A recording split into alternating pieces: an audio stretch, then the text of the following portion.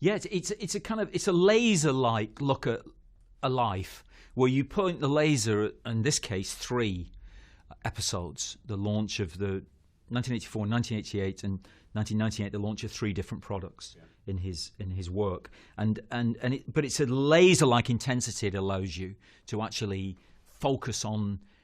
And you pick up through the entertainment, through the exhilaration of the language and the relationships, you pick up the same information you need to pick up about a character, which is that what is this man who has forged the future, who has invented the future, what does that cost? You know, what does it cost him? What's it cost those who love him around him? What's it cost them for him to do that? And ultimately, obviously, you arrive at some kind of redemption because he has the self-knowledge to recognise that he may have made the most beautiful things in the world, but he himself is poorly made, and he achieves that through his daughter, of course, and ultimately, although it's about all these products and launches and stuff, it's actually about the relationships with these people, his work wife Joanna Hoffman, his father figure Sculley, his buddy Woz. And obviously, ultimately, his daughter, Lisa.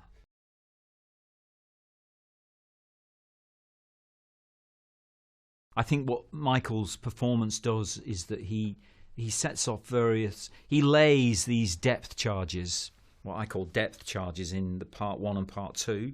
He lays them ready and waiting, and they begin to resonate and bounce and explode as he disintegrates in Act 3, really. So it's a great performance because you do move with him.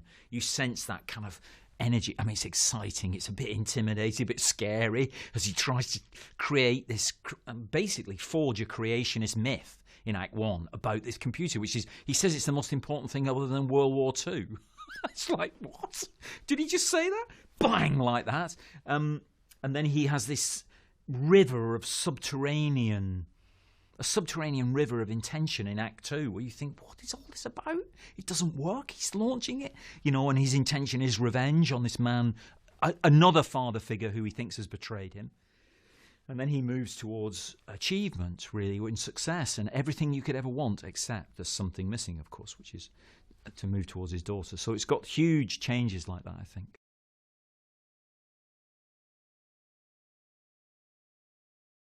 Oh,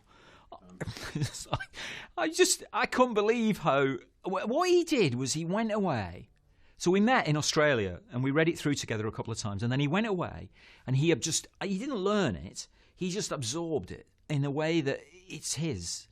The ownership that he achieves over it is just extraordinary, really. So he doesn't really look like Steve Jobs early on. That's not really the point. We're not doing a biopic. It's not about impersonations, it's actually about kind of exhibiting the energy, inhabiting the energy of this man, and trying to find his vision. But by the time we got to the 3rd act, it was frightening how like him he'd become. And I was thinking, well, is that because he looks a bit more like him, or is he'd just become him? And he almost it was like speaking in voices in a way. He was him. And I think the other actors felt that as well. And they're all extraordinary in it. They're given wonderful parts, but I think they're all inspired by Michael's commitment to it, and what he'd found in exploring it, really. I never saw him look at the script.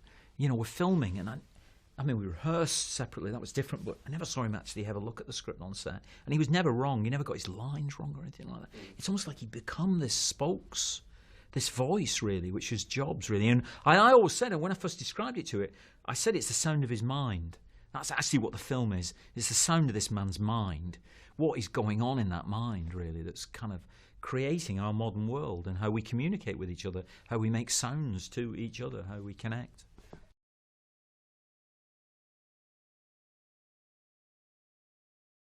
Well, I think that's why these kind of films are important, that we're trying to hold them to account now, because the acceleration that they're producing, they're just moving out of our sphere. When you hear that these companies are worth more than most of the other countries in the world, there's only a few countries that are worth more than Apple. You go, what? They're just accelerating out of control, and we have to harness them. We have to pull them back and go, no, they're part of us. They represent us. things we believe in, things we aspire to, visions we want to share in, but they're us as well. They're run by people who have terrible faults as well as wonderful attributes, really. And, you know, our freedoms are being negotiated in that crucible of their faults and their achievements, you know. And what are we going to do with it? So you've got to make films like this. And I think I don't know, in 50 years' time, I think they'll still be talking about him, because he'll clearly be he's put the world in our pocket. I mean, that's basically what he did. What you do with that is up to us, and you've got to be constantly vigilant that we're not making huge mistakes in how we use that power, I think.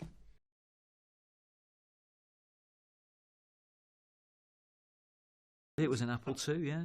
That was the first one which is interesting, because I'm a big believer in Woz's argument in the film that it's not binary. You can be decent and gifted at the same time. Yeah. And he was kind of desperately trying to get him to acknowledge the role of the Apple II in the whole of this, and he wouldn't, because and that, I think it illustrates it. He's unable. He cannot. He's forging the future. He cannot look back. He refuses adamantly to look back. So he will not acknowledge the past, and that includes his daughter, of course, because he's just trying to create this new child, really, as he sees it. But it's Woz who says it's possible, actually, to do those two things at the same time. So I'm a big Woz fan, and so it's interesting. My first one was his computer, the Apple II.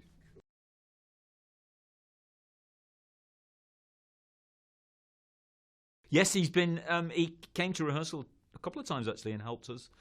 It certainly helped Aaron a lot in the researching of the project, and he's been to see the film a couple of times, really. And I think he speaks his mind. He says what he thinks. He's quite, because listen, this is the man who invented the personal computer. He's not going to kowtow to anybody and say what people want him to say. But he was very pleased with it, I think, and I think he should be, because I think Seth's performance of him is beautiful, actually. There's a decency in the man that Seth gets just spot on, I think, really nicely, yeah.